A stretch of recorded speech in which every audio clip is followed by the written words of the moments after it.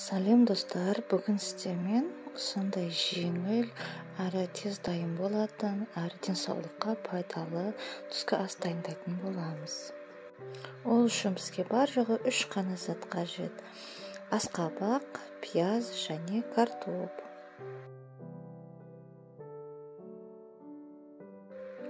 Осының барлығын видеода көрсетілгендей етіп тураймыз.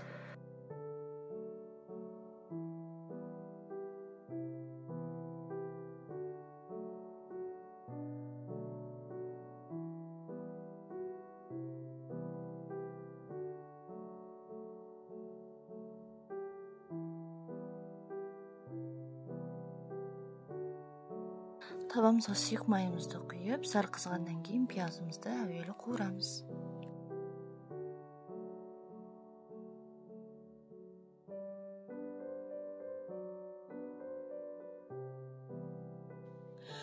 Асқабақ тез пісетін болғандықтан әуелі картопты 5 минуттай қуырып алып, одан кейін барып асқабақты салып қуырамыз.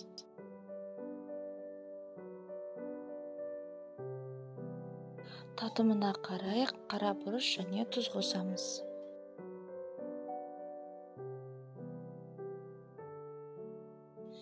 Қақпағын жауып қойып, шамамен 15-20 минуттай пісіреміз. Немесе картоптың жұмсарғанын көру арқылы піскен-піспеген білсеңіздер болады. Міндетті түрде түскі асқа жасап көріңіздер, өте дәмді, ерекше болып шығады. Каналыма тіркелуді ұмытпаймыз.